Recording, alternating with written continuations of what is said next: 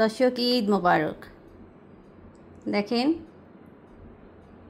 ইমু পাখির মাংস রান্না করেছি। ইমু পাখি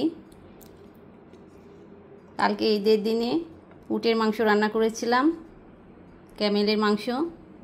আজকে উট পাখির মাংস রান্না করেছি।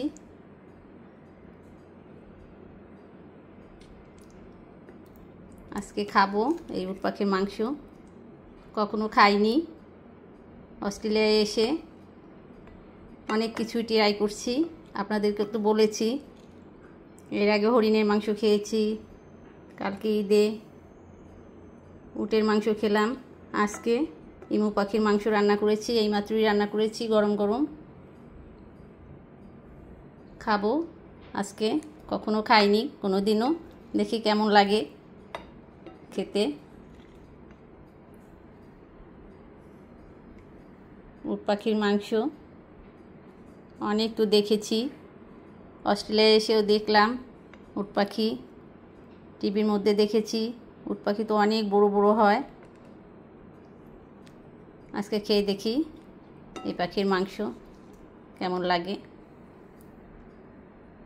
এই তো দর্শক, আপনারা ভালো থাকবেন, সুস্থ থাকবেন, দোয়া রাখবেন আমার জন্য।